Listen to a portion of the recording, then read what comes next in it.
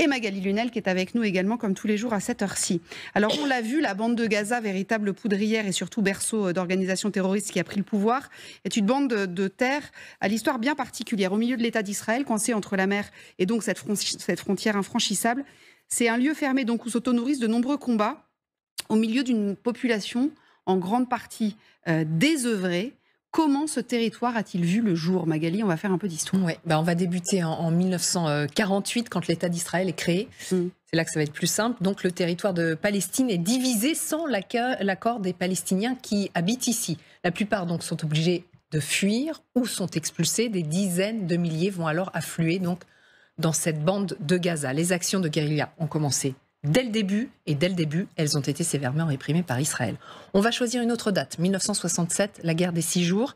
L'État hébreu s'empare de Gaza, les Israéliens vont y rester pendant presque 40 ans. Ce n'est qu'en 2005 que les colons juifs se retirent, mais la situation ne va pas s'améliorer pour autant. Les Israéliens en gardent le contrôle total. 2006, c'est l'autre date qu'on choisit. Le Hamas remporte les élections législatives et s'empare ici du pouvoir.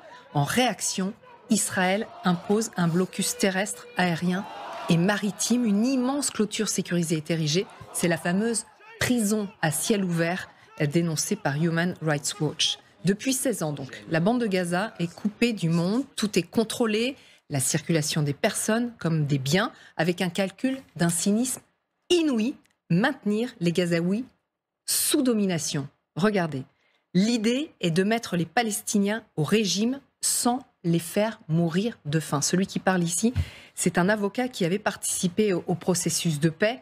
Et dans le détail, voilà ce que ça donne. C'est raconté dans Le Monde aujourd'hui. Les diététiciens de l'armée israélienne ont calculé la ration calorique permettant de maintenir le Gazaoui moyen juste au-dessus du seuil de malnutrition. 2279 calories par personne et par jour. Donc à partir de cette estimation, l'état-major a décidé que 131 camions seraient autorisés à entrer dans Gaza chaque jour. Les Gazaouis donc organisent régulièrement des manifestations pour protester contre ce blocus étouffant, mobilisation toujours sévèrement réprimée par les Israéliens avec des morts et des blessés graves. La rage monte.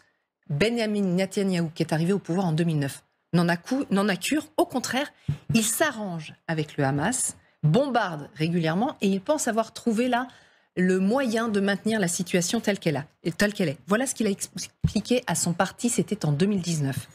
Quiconque veut contrecarrer la création d'un État palestinien doit soutenir notre politique de renforcement du Hamas et de transfert d'argent au Hamas. Cela participe de notre stratégie, isoler les Palestiniens de Gaza et ceux de Cisjordanie, sauf qu'avec un taux de pauvreté catastrophique, avec un taux de chômage dramatique, un accès à l'eau conditionnée, une électricité pas toujours disponible et une impossibilité de fuir, eh bien l'enclave s'est transformée en volcan. À l'aube du 7 octobre, elle est entrée en éruption. Voilà ce qu'écrit le journaliste du Monde aujourd'hui.